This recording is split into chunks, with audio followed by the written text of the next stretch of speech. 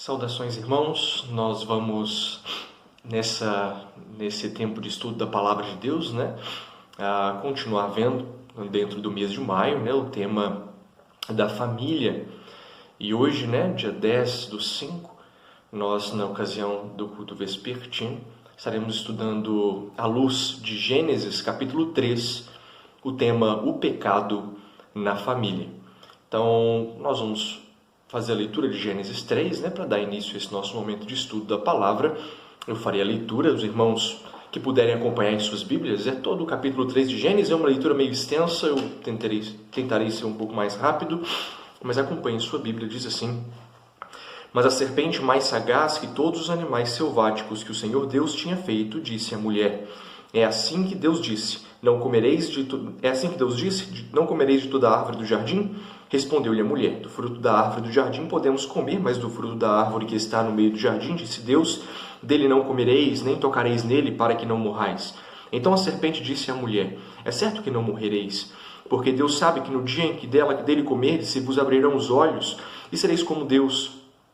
Sereis conhecedores do bem e do mal. Vendo a mulher que a árvore era boa para comer e agradável aos olhos, árvore desejável para dar entendimento, tomou-lhe o fruto e comeu, e deu também ao marido, e ele comeu. Abriram-se então os olhos de ambos, e percebendo que estavam nus, coseram folhas de figueira e fizeram cintas para si. Quando ouviram a voz do Senhor Deus, que andava no jardim pela viração do dia, esconderam-se da presença do Senhor Deus, o homem e a sua mulher, entre as árvores do jardim. E chamou o Senhor Deus ao homem e lhe perguntou: Onde estás? Ele respondeu: Ouvi a tua voz no jardim e, porque estava nu, tive medo e me escondi. Perguntou-lhe Deus: Quem te fez saber que estavas nu? Comestes da árvore que te ordenei que não comesses? Então disse o homem: A mulher que me deste por esposa, ela me deu da árvore e eu comi. Disse o Senhor a Deus à mulher: Que é isto que fizeste? Respondeu a mulher: A serpente me enganou e eu comi. Então o Senhor Deus disse à serpente: Visto que isto fizestes, maldita és entre todos os animais domésticos e entre todos os animais selváticos. Rastejarás sobre o teu ventre e comerás o pó todos os dias da tua vida. Porém, inimizade entre ti e a mulher, entre a tua descendência e o teu descendente.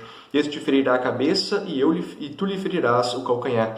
E a mulher disse: Multiplicarei sobremodo os sofrimentos da tua gravidez. Em meio a dores darás à luz a filhos, e o teu desejo será para o teu marido, e ele te governará. E Adão disse: Visto que atendeste a voz da tua mulher e comeste a árvore que eu te ordenara não comesses, maldita é a terra por tua causa, em fadigas obterás dela o sustento durante todos os dias da tua vida. Ela produzirá também cardos e abrolhos, e tu comerás a erva do campo. No suor do rosto comerás o teu pão, até que tornes a terra, pois dela fostes formado, porque tu és pó e ao pó tornarás. E deu o homem o nome de Eva à sua mulher, por ser mãe de todos os seres humanos. Fez o Senhor Deus vestimenta de pele para Adão e para sua mulher, e os vestiu. Então disse o Senhor Deus: Eis que o homem se tornou como um de nós, conhecedor do bem e do mal. Assim que não estenda a mão e tome também da árvore da vida e coma, e viva eternamente. O Senhor Deus, por isso, o lançou fora do jardim do Éden, a fim de lavrar a terra de que fora tomado. E expulso o homem, colocou querubins ao oriente do jardim do Éden, e o refulgia de uma espada que se revolvia para guardar o caminho da árvore da vida. Vamos fazer uma oração? Pai, em Tua presença nós nos colocamos nesse dia, ó Deus, para podermos estudar a Tua palavra e aprendermos mais de Ti. Nesse momento, ó Pai, desejamos, fala o nosso coração, instrua-nos, ó Pai, através da ação do Teu Santo Espírito que habita em nós. A oração que fazemos em nome e no amor do Teu Filho amado Jesus. Amém. Portanto, veremos esse assunto tão grave, tão sério, que é o pecado na família. A verdade é que o pecado ele é uma coisa muito traiçoeira, Uma vez que nós cometemos um pecado e assim que nós acalmamos a nossa consciência e acabamos chamando isso de um mal necessário, o pecado começa a parecer cada vez mais necessário e cada vez menos mal. Então o pecado é algo traiçoeiro na vida do cristão. Se você não tomar cuidado com aquilo que você faz, você pode se enveredar por esse caminho que ele é um caminho de morte. Portanto, à luz desse texto, nós vamos ver como que o pecado entra na humanidade. Ele entra por meio da primeira família. Homem e mulher cometem um pecado. Primeiro casal, primeira família desvia-se do caminho do Senhor. E nesse mês, então, nós vamos ver, à luz desse texto, sobre o pecado. O versículo 1 a 8 ele vai trazer a origem do pecado em si. Então é nesse texto que nós vemos, né, como que tudo isso tem início. Foi na primeira família que ele se iniciou e desde então permanece arraigado ao ser humano desde o seu nascimento. No Salmo 51, versículo 5, a palavra de Deus vai dizer que eu nasci em iniquidade e em pecado me concebeu minha mãe. Essa triste realidade tem um triste começo, que nós vamos observar com cuidado a partir do versículo 1. Observa, então, como que é astuto a estratégia do diabo para nos fazer nos afastar do caminho do Senhor. E o versículo 1, então, ele começa dizendo: mas a serpente mais sagaz do que todos os animais selváticos que o Senhor Deus tinha feito, disse à mulher. É assim que Deus disse: não comereis de toda árvore do jardim? Toda a história se inicia com um alerta que a princípio parece estranho, né? A serpente é o animal mais sagaz dentre todos os animais selvagens criados por Deus. Por que o escritor de Gênesis ele registra isso para nós? Para que você, na leitura do texto, não seja também enganado pelas palavras que foram ditas pela serpente. Então, por que a serpente? Talvez nós nunca saibamos, de fato, o porquê uma serpente. Mas o alerta chama a atenção para tudo aquilo que a serpente vai falar ao longo do texto. Soa como um tipo de aviso, portanto, fique esperto com fulano, porque ele só fala mentira. É uma coisa semelhante a essa que o autor está fazendo aqui no começo. E daí, a partir desse momento, tudo que aquele fulano que você foi alertado fala, você fica com o pé atrás. Será que é mentira? Será que eu devo considerar? Será que é verdade? Então, o que o autor está fazendo é isso. Falou, olha, fique esperto, porque eu vou descrever o que a serpente falou com a mulher. Fique esperto para você também não ser enganado pela mesma artimanha. Então a serpente, de maneira quase despercebida, ela mostra a sua maldade, perguntando algo completamente oposto à ordem de Deus, a quem, a propósito, ele chama apenas de Deus.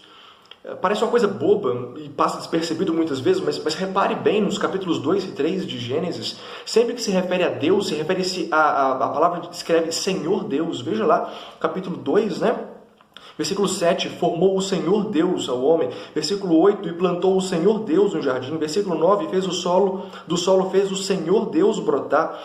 Ainda no versículo 18, disse mais o Senhor Deus. Versículo 19, havendo, pois, o Senhor Deus falado. No capítulo 3, animais selváticos que o Senhor Deus havia feito. Mas quando a serpente vai se referir a Deus, ela omite o Senhor, ela fala apenas Deus, onde ele diz: é assim que Deus disse. Como eu disse, parece uma coisa sutil e passa muitas vezes despercebido, mas quando ele omite a palavra Senhor, é como se ele tivesse se referindo a Deus apenas como um Criador distante. Ele lança no ar uma espécie de desprezo pelo Criador. Ele é um Criador, mas ele não é o meu Deus. Então é mais ou menos o que fica subentendido na fala da serpente ao omitir a palavra Senhor. E nos surpreende, a princípio, a resposta da mulher nos versículos 2 e 3, quando ela diz: respondeu-lhe a mulher, do fruto da árvore do jardim podemos comer, mas do fruto da árvore que está no meio do jardim, disse Deus, dele não comereis, nem tocareis nele, para que não morrais. A resposta da mulher, ela já sugere para nós que o seu coração havia se movido um pouco para longe de Deus. E já havia se movido para um pouco mais longe de Deus. Porque, observe, em primeiro lugar, ela omite a palavra de generosidade de Deus, quando ela vai repetir a promessa. Ela fala, do fruto da árvore do jardim comereis, podereis comer. Mas quando Deus traz a permissão, lá atrás, no versículo 16 do capítulo 2, ele diz: de toda árvore do jardim comerás livremente. Ela já omite a palavra livremente da sua resposta. Segundo, ela adota a descrição de Deus sugerida pela serpente. Pela segunda vez agora, a primeira vez a serpente fala, agora a segunda vez a mulher fala. Ela não se refere a Deus como Senhor Deus, mas apenas como Deus. Em terceiro lugar, ela gratuitamente acrescenta em sua resposta a proibição ao fruto, que Deus havia dito. E a serpente não tinha perguntado isso, ela tinha perguntado outra coisa. Ela não tinha dito que pode comer livremente de toda a árvore do jardim. Ela fala, posso, mas ela acrescenta, não posso comer daquele fruto em específico, como se fosse algo que a incomodasse, de alguma forma. Em quarto lugar, a proibição original de Deus, ela acrescenta o nem sequer tocar. Então, Deus não havia dito que era proibido tocar no fruto, que era proibido comer, mas ela acrescenta ao comer também apenas o tocar. Eva havia sido enredada, né, pela lábia da serpente. Repare que há uma estratégia muito comum, que essa é uma estratégia muito comum até nos dias de hoje. Um sentimento de dúvida ou questionamento da vontade de Deus surge no seu coração, com uma inclinação a algo diferente daquilo que Deus diz. Então, ao invés de buscar a Deus, a direção e a decisão para resolver o problema que surgiu no seu coração, na sua mente, você ouve alguém que concorda com você. E então se apega à palavra da pessoa com força para defender o seu ponto de vista contrário àquilo que Deus diz. É o início, portanto, de uma rebelião contra Deus. A pessoa se torna capaz de se revoltar contra tudo e todos em prol deste ideal que ela elaborou, às vezes concordou com ele em alguma instância.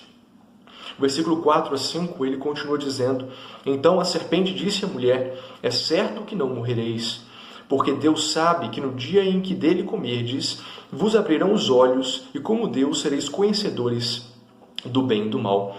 Então, o versículo 4 e 5, que registra a fala da serpente em seguida, você vai reparar que, e preste bastante atenção nisso, como que o pecado e o mal, eles são constituídos, né? A fala da serpente, ela vai dizer: É certo que não morrereis, seus olhos serão abertos, sereis conhecedores do bem e do mal. Em seguida, o desenvolvimento do texto, ele traz várias cenas, né, que fazem parecer que a serpente falava a verdade e que Deus estava falando mentira.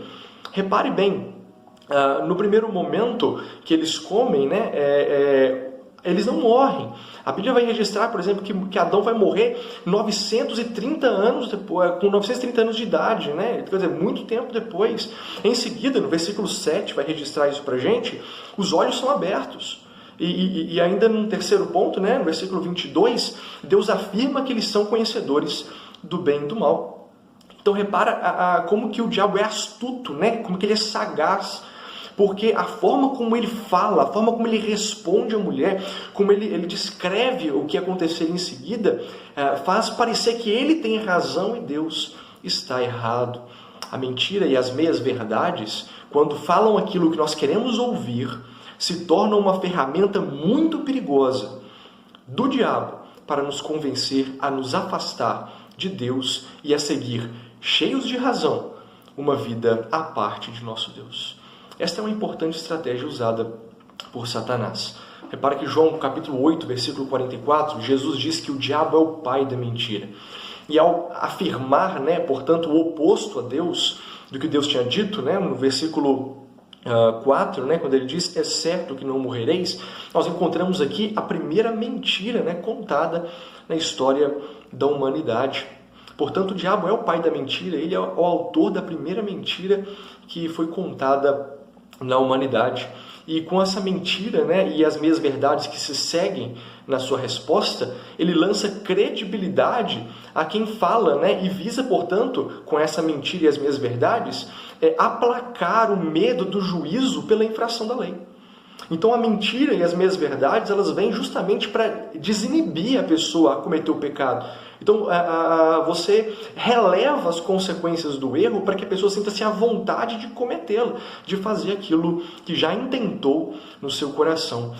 As promessas da serpente se cumprem de uma forma muito diferente daquilo que se esperava. De fato, os olhos são abertos, mas ao se abrirem os olhos, eles percebem que estavam nus. A consequência, na verdade, não foi boa. Eles conheceram o discernimento de Deus, eles reconheceram, eles tiveram o discernimento do bem e do mal, né? Mas isso acabou os afastando de Deus, né? E o versículo 10 vai registrar que eles tiveram medo e se esconderam de Deus. E no final das contas, o homem experimenta a morte espiritual naquele exato momento e a morte física no devido tempo, mostrando que aquilo que o diabo havia dito era, na verdade, uma mentira. Porque o diabo não tem compromisso com a verdade. A mentira, portanto, ocupou um papel muito importante nessa história. Triste e muito importante, porque sem a negativa da morte, talvez Eva nunca tivesse tido coragem para comer o fruto. Onde já havia dúvida no coração dela, uma afirmação contrária que reforça a desconfiança, desinibe a prática do pecado. Com a primeira mentira, Eva ouviu o que queria ouvir. e foi o suficiente para tomar a pior decisão possível. Por isso que nós temos que tomar muito cuidado com quem a gente anda, porque são pessoas más, que vivem uma vida completamente contrária à vontade soberana de Deus. A chance dela nos convencer do pecado, ou de cometer o pecado, é muito grande. Você já tem ouvido muito essa expressão, né? A pessoa foi levada pelas más companhias. O que é isso? Há uma inclinação natural ao mal que nós temos desde o primeiro pecado. Nós nascemos em iniquidade, vimos lá no Salmo 51. Então nós já temos uma inclinação natural a fazer aquilo que é errado. Já há um sentimento mal que emana do nosso coração desde o primeiro pecado. E essa realidade, portanto, é algo que nós temos que lutar constantemente contra ela. E se eu ando ao lado de alguém que reforça o meu comportamento mal, ou reforça aquele desejo ou aquele sentimento que eu tenho contra a vontade de Deus, com muita facilidade eu me inclino à prática pecaminosa. Ou com muita facilidade eu me desvio dos caminhos do Senhor, porque eu encontro alguém que concorda comigo, que reforça o meu comportamento, que me estimula a fazer aquilo que desagrada a Deus. Versículo 6. Vendo a mulher que a árvore era boa para se comer e agradável aos olhos, árvore desejável para dar entendimento, tomou-lhe do fruto e comeu, e deu também ao marido, e ele comeu. De repente, após a resposta da serpente, né? E por isso que a gente enfatiza isso, talvez a mentira tenha sido crucial, talvez não, a mentira foi crucial para que Eva tomasse aquela decisão, porque depois da resposta da serpente, a árvore proibida passou a se tornar um deleite para os olhos e boa para se comer. Com a consequência afastada, né, pela resposta da serpente, o coração se viu livre para cobiçar aquilo que era proibido. E como Tiago bem nos ensina, né, Tiago 1, versículo 14 e 15, cada um é tentado pela sua própria cobiça quando esta o atrai e seduz. Então a cobiça, depois de haver concebido, dá luz ao pecado, e o pecado, uma vez consumado, gera morte. Consumado o pecado de Eva, vem o homem, e invertendo os papéis da criação, ele se submete à mulher. Veja mais sobre a submissão feminina, né, quando nós falamos lá na escola dominical do domingo passado. Mas ouvindo então aquilo que a mulher disse, ele inverte, né, os papéis, porque ele deixa de seguir a palavra de Deus e passa a seguir a palavra da sua mulher. E este ato final de desobediência, né, da primeira família, ele fecha, né, a realidade pecaminosa que envolve essa primeira família. E em seguida vem a consequência e o juízo de Deus. Foi tipo o tampo da panela, né, a cereja do bolo, foi a conclusão do ato pecaminoso da primeira família. Versículos 7 e 8, ele vem em seguida dizendo: abriram-se então os olhos de ambos, e percebendo que estavam nus, coseram folhas de figueira e fizeram cintas para si. Quando ouviram a voz do Senhor Deus, que andava no jardim na viração do dia, e escondendo-se da presença do Senhor Deus, o homem e sua mulher, por entre as árvores do jardim. Então, o versículo 7 e 8 descreve, né, os olhos sendo abertos. E quando eles são abertos, eles veem que não é algo bom. Eles reparam na nudez e sentem vergonha, buscando meios de se cobrirem. E em seguida se escondem da presença de Deus. Ou seja, quanta diferença, né, de Gênesis 2, 25, que diz: ora, um e outro, homem e sua mulher, estavam nus e não se envergonhavam. O pecado ele traz uma deturpação muito grande na criação de Deus. O pecado gera consequências que são desastrosas. O diabo não tem compromisso com a verdade e nem com o nosso bem-estar. Há uma história bem conhecida, né, que diz que um homem morreu e... talvez já tenha ouvido em algum momento, né? Esse homem morreu e ele vai... Às vezes a pessoa fala muito usando o termo político, né? Mas vamos extrair a parte da política aqui, vamos falar só dessa história. Fala que esse homem morreu e ele vai para um lugar, né, onde ele tinha que decidir se ele ia para o inferno ou ia para o céu. E então ele fala assim: olha, você vai passar um tempo no inferno, um tempo no céu, você vai escolher depois o que você vai querer. Ele fala: beleza, então você vai começar com o inferno. E então a pessoa vem, pega ele e leva ele para o inferno. chega no inferno, ele chega lá num lugar, um lugar muito agradável, ele é bem recebido, e as pessoas tratam ele assim de uma maneira muito boa, e ele é atendido por várias mulheres muito bonitas, e tem música boa, e ele recebe bebidas das mais caras e mais nobres que existem, e todo aquele contexto, né, ele passa ali um tempo se divertindo, rindo, jogando jogos, fazendo aquilo que ele gostava. E depois de um tempo vem alguém e fala, olha, acabou seu tempo de experiência aqui, agora você precisa ver o outro lado. Então ele vai para esse lugar intermediário e depois ele vai até o céu. Chega no céu, ele encontra lá um paraíso, né? Um jardim muito bonito, todas as coisas muito belas, aquela paz, aquela serenidade, pássaros cantando, os animais correndo. Ele acha tudo aquilo uma monotonia muito grande, né? Era diferente da vida que ele levava na terra. Então ele vira então para a pessoa e fala, olha, eu já tomei minha decisão. Eu tenho certeza, não quer ficar mais tempo aqui no céu para ver como é que é? Ele falou, não, eu já tomei minha decisão. Ele falou, eu quero ir mesmo para o inferno. Lá que é o lugar que eu quero, lá é muito bom e é o desejo do meu coração. Ele falou, beleza, então, é decisão sua definitiva, você tem certeza? Tenho. Ele falou, então, é para lá que você vai. Então a história conta que ele pega então um elevador, desce e chega no inferno. Quando abre a porta, ele vê fogo, desespero, gente gritando, nada daquilo que ele tinha visto antes. Aquilo assusta ele, ele vira para trás, já não tem mais nada para onde ele correr, tudo é um inferno.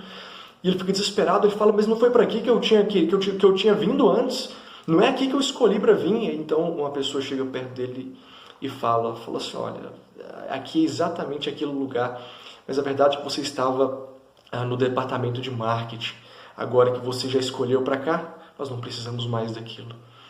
O diabo é astuto. Essa história fictícia, né, e completamente irreal, né, ela traz um pouco do quão enganoso é o pecado e o quão terríveis são as consequências do pecado. O pecado, a princípio, parece muito bonito aos olhos. Concorda com a gente, enche o nosso coração com aquilo que nós queremos ouvir, mas, no final das contas, é desastroso, é desesperador, é angustiante, porque nos afasta do nosso Deus, do Criador dos céus e da terra. Portanto, essa é a descrição do primeiro pecado. Uma vez que é cometido o primeiro pecado, nós vemos a consequência do erro. Versículo 9 a 13, ele vai trazer isso para nós. Com uma série de perguntas retóricas, Deus questiona o ser humano. Há pouco apresentado como Criador, Deus agora faz vezes do Redentor, chamando por meio das perguntas o ser humano, agora pecador, à confissão dos seus pecados. A confissão sucede o arrependimento e funciona como ferramenta para a reflexão sobre o erro. A conclusão dessa reflexão é expressa por meio da confissão dos pecados. Como um pai amoroso, antes de castigar os seus filhos, Deus os conduz a uma boa compreensão do porquê seriam castigados.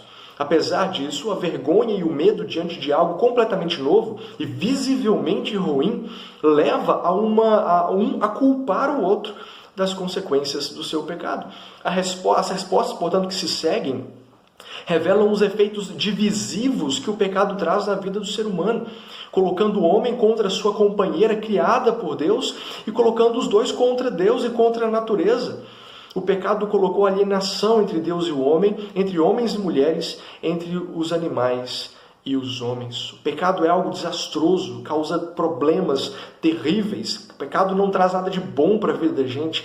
Tudo aquilo que parece bom que provém do pecado não passa de fantasia, de enganação, de engodo, de departamento de marketing para nos fazer nos afastar dos caminhos do Senhor.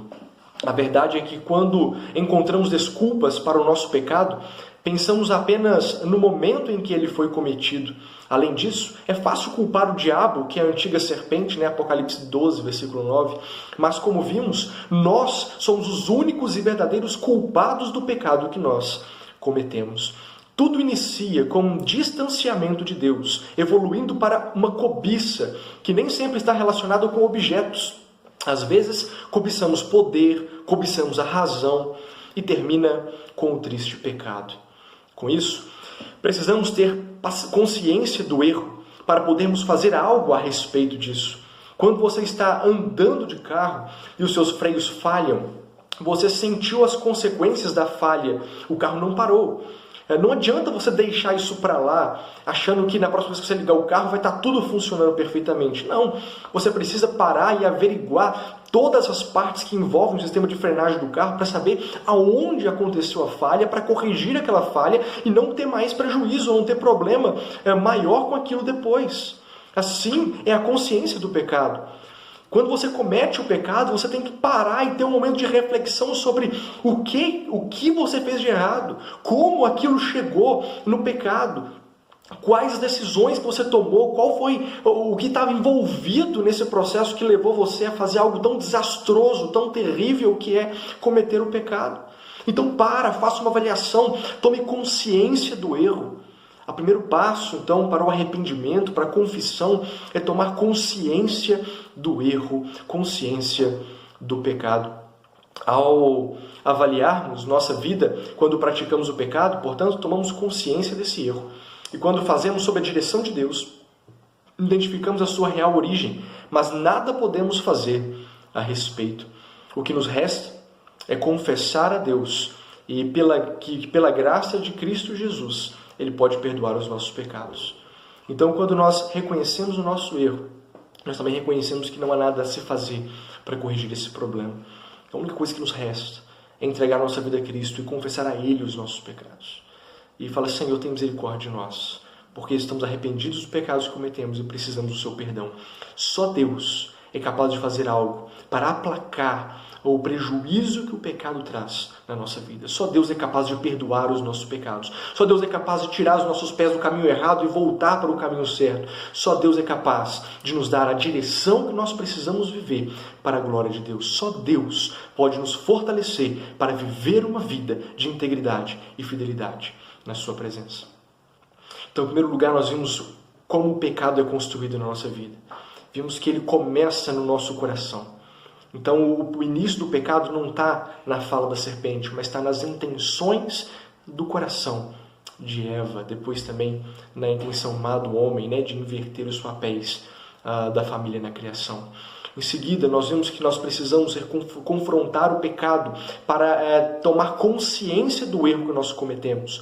Deus faz isso ao nosso coração, usando a sua palavra, usando uma pessoa que vem até nós, usando uma mensagem que nós vemos. Deus fala ao nosso coração, nos confronta do erro através da palavra. Lembrando que esse confrontando, essa consciência do erro, ela se dá por uma base de comparação.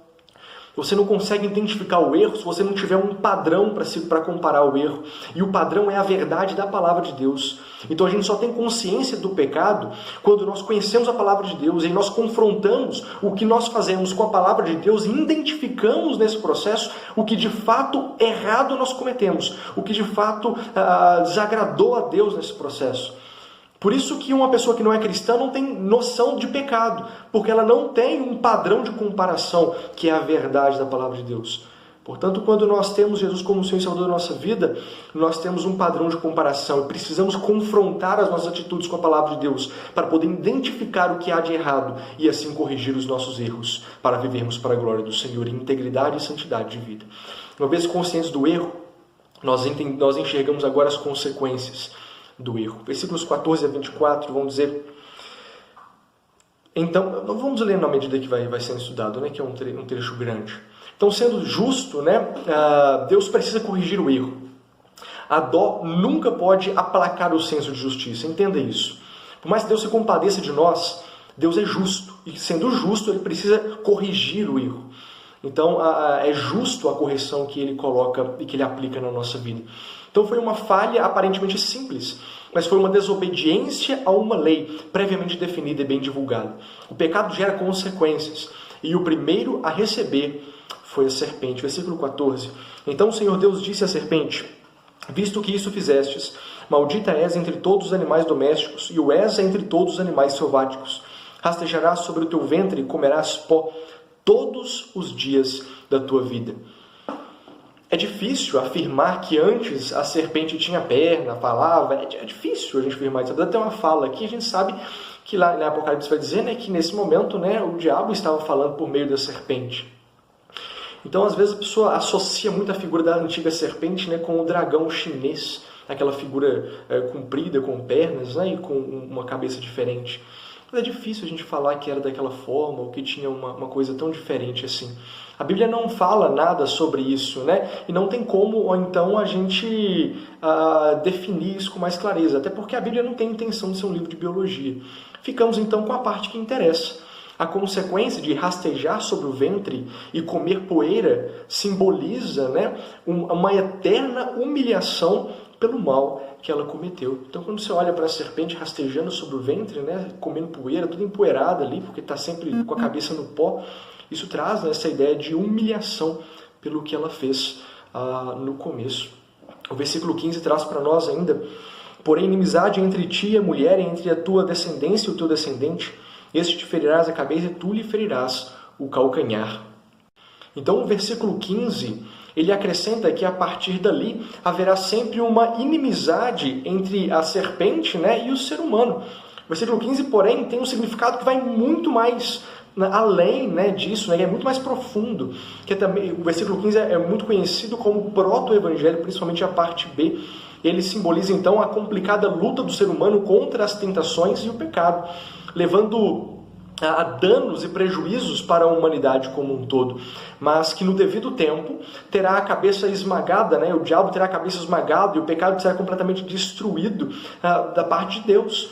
E hoje, né, 2000 anos depois do nascimento de Cristo Jesus, o Deus encarnado, que se fez homem para cumprir esta profecia, em sua ressurreição, nós entendemos que ele pisou a cabeça da antiga serpente. Ele venceu a morte e possibilita a todo aquele que nele crê, então, uma nova vida com Deus. Então, esse proto-evangelho, esse primeiro exemplo, essa primeira ilustração do que Cristo um dia faria, de fato acontece com Cristo Jesus. Ele, no primeiro momento, né, ele morre na cruz do Calvário por causa dos nossos pecados, mas em seguida ele pisa a cabeça da serpente, vencendo a morte, e ele traz então esse último inimigo, né, que é vencido, né, que é a morte, trazendo então a vitória sobre a morte, a remissão dos pecados através do seu sangue. Então aqui é importante notar que Deus amaldiçoou apenas a serpente e a terra, no caso da terra por causa do homem, né? Mas tanto a mulher como o homem, o castigo e as consequências do pecado não são maldições da parte de Deus, né? Mas são consequências do afastamento que eles têm de Deus, né? Que gera então dificuldade de se manter juntos, né? Ou firmes na presença do Senhor. Então a consequência do pecado para o homem e para a mulher é essa dificuldade de se relacionar com Deus. Por quê? A gente vê que a consequência, no caso da mulher e do homem, eles dificultam o papel para o qual eles foram criados por Deus. Veja no versículo 16. E a mulher disse: multiplicarei sobremodo os sofrimentos da tua gravidez, em meio a dores darás à luz a filhos, teu desejo será para o teu marido e ele te governará. Então a mulher, a função de mãe e auxiliadora, agora são comprometidas pelas dores do parto e a submissão hostil ao homem, que transforma o amor em inclinação ao desejo e ao domínio. A busca do homem pela mulher e vice-versa deixa de ser um compromisso de amor à semelhança de Deus, como deveria ser, e passa a ser o desejo, ser um desejo sexual ou de saciar alguma coisa, um desejo dominador, ou alguma coisa nesse sentido, né, mais egocêntrico, mais distante de Deus. Então repara que diante do pecado, o afastamento de Deus cria essa dificuldade de nos aproximarmos novamente do Senhor. Então nós deixamos de focar o amor, né, que é a essência do relacionamento de Deus para conosco e nós para com Deus na prática da nossa missão aqui na Terra, e passa a ser então desejos egoístas, egocêntricos e pessoais. Então nós vemos isso, né, ao longo da história da humanidade, né, como que isso vai sendo uma realidade, né? E diante de toda a missão do homem perante Deus na criação, ele começa então a ter dificuldade de colocar de fato em prática, tendo sempre essa inclinação para o mal desde o primeiro pecado. Versículo 17 a 19, ele continua dizendo, né? E Adão disse: visto que atendestes a voz da tua mulher e comeste da árvore que eu te ordenara não comesses, maldita és a terra por tua causa, em fadigas obterás dela o sustento durante os dias da tua vida, ela produzirá também cardos e abrolhos, e tu comerás a erva do campo, no suor do teu rosto comerás o teu pão, até que tornes a terra, pois dela fostes formado, porque tu és pó e ao pó tornarás. Então a sentença sobre o homem é mais longa e completa. uma vez que ele tinha a maior responsabilidade, pois preferiu seguir os conselhos da sua esposa do que seguir as instruções de Deus que lhe foram dadas pessoalmente. Ou seja, na inversão dos papéis da submissão, ele criou um ambiente para o pecado. O papel do homem de provedor e líder do lar agora se torna muito mais árduo, com a terra sendo amaldiçoada, se tornando mais complicada para a produção do alimento. E uma atenção que a gente precisa tomar é que o castigo não é o trabalho. Até porque quando você vai olhar em Gênesis, né, capítulo 2, versículo 15, nós vemos que o trabalho é bênção. Não tomou, pois, o Senhor Deus ao homem e o colocou no jardim do Éden para o cultivar e o guardar. Na verdade, se for olhando antes, né, você vê a construção da criação e do homem para o trabalho como algo abençoado, muito antes do pecado, algo da criação de Deus. Que olha, versículo 7 do capítulo 2. Então formou o Senhor Deus ao homem do pó da terra e lhe soprou nas narinas fôlego de vida, e o homem passou a ser alma vivente. E plantou o Senhor Deus no jardim do Éden, da banda do Oriente, e pôs nele o homem que o havia formado, né? E o versículo 15 completa, para o cultivar e o guardar. Então nós temos, né, toda essa construção, né, como que é maravilhoso o agir de Deus. E o trabalho é bênção, o trabalho é criação de Deus, o trabalho é digno, o trabalho é coisa boa. Isso faz parte, né? O homem não tem que ter essa aversão pelo trabalho, principalmente o cristão. Esse amor, né, pela preguiça, por ficar fazendo nada, por dormir demais. A Bíblia é contrária a tudo isso. Nós temos que ter amor pelo trabalho, fazer o melhor possível, porque o trabalho é digno, o trabalho faz parte da nossa honra, né, a Deus, é aquilo que Deus nos criou. Portanto, o castigo não é o trabalho. O castigo consiste nas dificuldades e na economia do seu sustento, que ele deve agora procurar por si mesmo. E a conclusão, ao pó tornarás, lança de maneira definitiva a mentira do diabo por terra. A condenação prometida em Gênesis 2, versículo 17, que já se experimenta espiritualmente nesse momento, agora será também fisicamente cumprida no seu devido tempo, e isso é determinado ao homem. Em seguida, Adão nomeia sua mulher Eva, que significa vida. E antes da expulsão do jardim do Éden, Deus efetiva então a redenção no versículo 21, que vai dizer: fez o Senhor Deus vestimenta de peles para Adão e para sua mulher, e os vestiu. Aqui há registro, né, do primeiro sacrifício de animais feito para aplacar o prejuízo do pecado, ou seja, para a remissão dos pecados. Animais são mortos para que a sua pele, né, possa resolver o problema causado pelo pecado, né, a vergonha. Temos aqui, então, possivelmente o início de um rito que aponta para Cristo Jesus, nosso eterno e perfeito Redentor. O pecado gera consequências, mas a misericórdia de Deus nos estende o perdão e a reconciliação. Portanto, as consequências do pecado, elas acontecem, elas são desastrosas e terríveis, mas nós temos junto com essa consequência a promessa da redenção, que é fornecida pelo próprio Deus misericordioso e amoroso. Quando nós reconhecemos o nosso erro e abandonamos e entregamos nossa vida aos pés de Cristo, nós somos alvo da misericórdia de Deus em Cristo Jesus, que redime os nossos pecados, que transforma a nossa vida, que nos faz algo novo. Concluindo, versículo 22 a 24, então disse o Senhor Deus: eis que o homem se tornou como um de nós, conhecedor do bem e do mal. Assim, que não estenda a mão e tome também da árvore da vida e coma e viva eternamente. O Senhor Deus, por isso, o lançou fora do jardim do Éden, a fim de lavrar a terra que fora tomado. E expulso o homem, colocou querubins ao oriente do jardim do Éden, e ao refugir de uma espada que revolvia para guardar o caminho da árvore da vida. O final é a expulsão do jardim, onde Deus estava presente. Semelhança desta cena encontramos apenas no templo, onde a arca, também com querubins, era isolada, né, no Santo dos Santos, e representava o lugar onde Deus estava presente. Então repara, né, que aqui nós temos o jardim do Éden perfeito, onde Deus estava presente.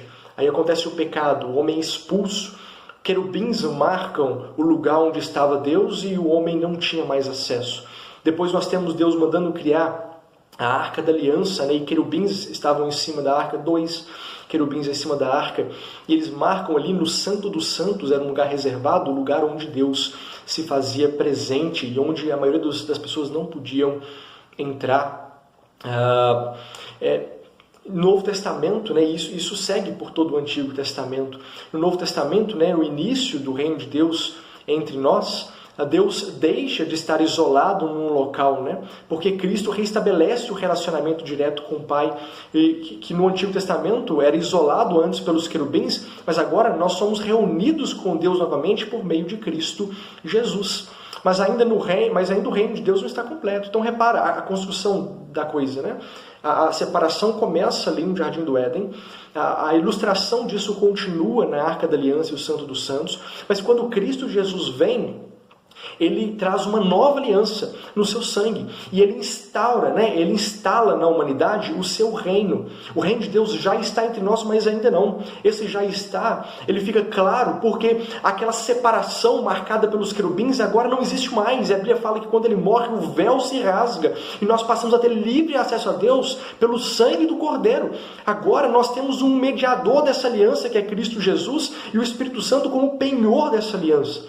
Agora, então, nós temos novamente livre acesso ao Pai, mas ainda não vivemos no paraíso como outrora. Então, repara que com a vinda de Cristo e a nova aliança, aquela separação criada por Deus, gerada com consequências do pecado, e colocada por Deus através dos querubins, para marcar isso, ela começa a ser desfeita, porque a redenção começa a de fato ser aplicada ao ser humano em Cristo Jesus.